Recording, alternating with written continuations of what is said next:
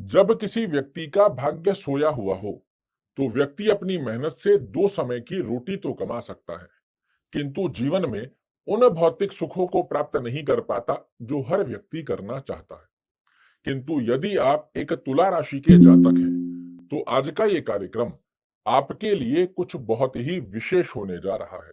क्योंकि आज हम चर्चा कर रहे हैं देवगुरु बृहस्पति और शनि महाराज के बीच में हुए एग्रीमेंट की कि आने वाले 18 अक्टूबर 2025 तक की स्थिति में तुला राशि वाले जातकों के लिए उदित अवस्था में देवगुरु बृहस्पति क्या क्या देने जा रहे हैं, और 13 जुलाई से शनि महाराज जब वक्री होकर आपको पंचम भाव का फल देंगे, यहां से आपके लिए क्या बड़े परिवर्तन आने वाले हैं।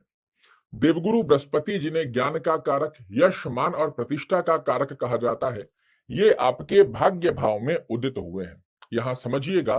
तुला राशि वाले जातकों के लिए ये आपकी कुंडली के कारक ग्रह तो नहीं होते, किंतु अपना कारकत्व भी देवगुरु बृहस्पति कभी नहीं छोड़ते हैं। पिछले समय में ये वृषभ राशि अर्थात आपके लग्नेश की राशि में बने हुए थे, जो कि इनकी शत्रु कारक राशि होती है, किंतु अब ये वर्तमान समय में मिथुन राशि अर्थात बुध की राशि, जो क्या है, तो बुध बुद्धि और गुरु ज्ञान, ये दोनों एक दूसरे के बिना अधूरे होते हैं, और ये अपने मित्र कारक राशि में उदित अवस्था को प्राप्त कर चुके हैं।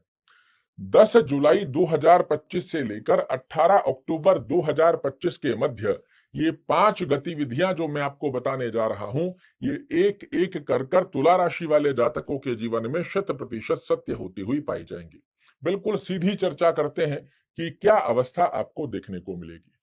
पहली स्थिति के अंदर आप देखिएगा, अपना कारकत्व निभाते हुए देवगुरु बृहस्पति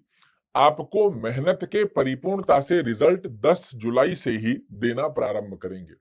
पिछले समय में जो आपके कार्यों में एक्सपेक्टेशन के अकॉर्डिंग रिजल्ट नहीं आ रहे थे, रुकावट के योग देखने को मिल रहे थे, बनते बनते कार्य रुक रहे थे, जब देवगुरु बृहस्पति अपने घर को दृष्टि देंगे, आपके लिए आपकी मेहनत के रिजल्ट यहां से निश्चित रूप से बनाकर देने वाले हैं। व्यापारिक यात्राओं में आपको सफलता का योग अवश्य रूप से बनाकर देने वाले हैं। आपके द्वारा छोटे भाई बहनों का किसी भी प्रकार से अंडरस्टैंडिंग रिलेटेड इशू देखने को मिल रहा है, इसे आपके लिए समाप्त जरूर से करेंगे। ये पिता के कारक ग्रह होते हैं और आपके पिता भाव में ही उदित अवस्था को प्राप्त किए हैं। पिता के स्वास्थ्य से संबंधित कोई परेशानी देखने को मिल रही है, उसे समाप्त कर देंगे। पिता से यदि कोई अंडरस्टैंडिंग रिलेटेड इशू देखने को मिल रहे हैं, उसे समाप्त कर देंगे।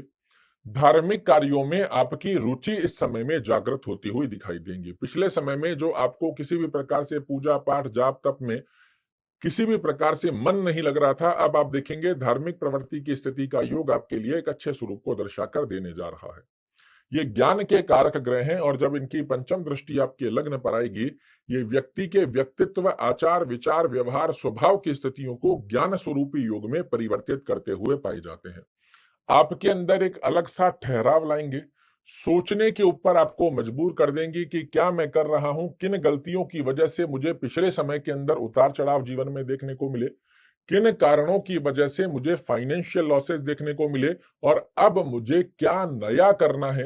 क्या बदलाव करना है, जिससे मेरे साथ पुनः ये घटित घटना ना देखने को मिले। इस प्रकार के ठहराव के साथ में आपके डिसीजंस को बहुत ही स्ट्रॉन्ग करने जा रहे हैं, और ये जो डिसीजन आज से लेकर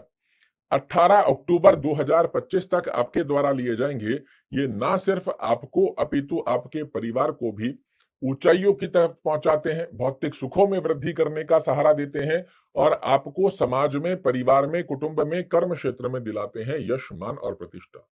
अपना कारकत्व निभाते हुए जब भाग्य भाव में उदित अवस्था अपने मित्र कारक स्थान पर ली है, तो जॉब में कोई स्ट्रेस बना हुआ है, उसे रिमूव कर देंगे, और 18 अक्टूबर 2025 की ड्यूरेशन में आपको किसी भी प्रकार का एक बड़ा बेनिफिट देवगुरु बृहस्पति के आशीर्वाद से जरूर मिलता हुआ दिखाई देगा।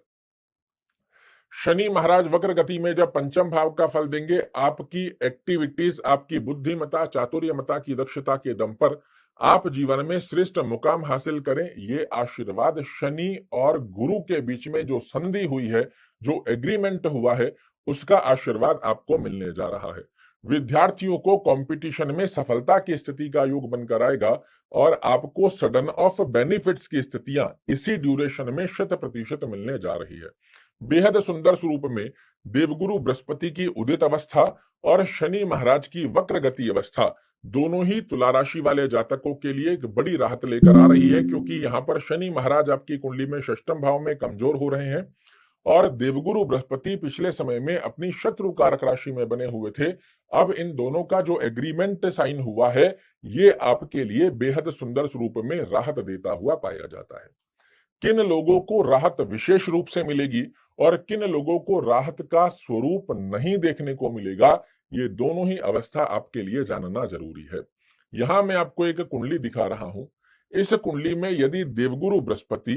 आपकी कुंडली में लग्न से छठवें, आठवें, 12वें घर में या जहां नंबर 10 लिखा हुआ है, इस स्थान पर यदि देवगुरु बृहस्पति बने हुए हैं, ये चाहे वक्री हो जाए, चाहे मार्गी हो जाए, चाहे उदित हो जाए, चाहे अस्त हो जाए, आपके लिए कभी भी अच्छे लाभ नहीं दे पाएंगे।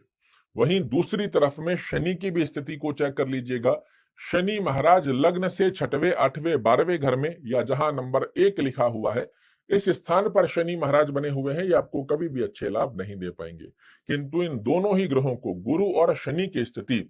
यदि आपकी कुंडली के अंदर 6-8-12 में नहीं है, नीचस्थ अवस्था में नहीं है, तो आज से लेकर 18 अक्टूबर के मध्य तुला राशि के यदि आप एक जातक हैं, जो 5 बड़ी अवस्थाएं मैंने आपको बताई है, इनमें बहुत बड़ी राहत और एक नई ऊंचाइयों को छूने के अवसर आपके लिए दोनों ही ग्रह मिलकर देने जा रहे हैं।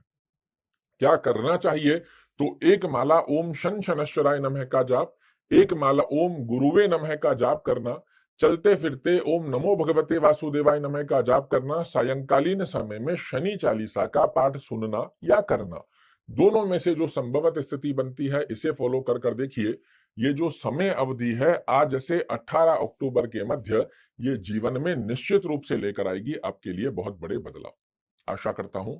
मेरे द्वारा दी गई ये जानकारी आपको पसंद आएगी। कल फिर से एक नई जानकारी लेकर आपके सामने उपस्थित होऊंगा। तब तक के लिए नमस्कार।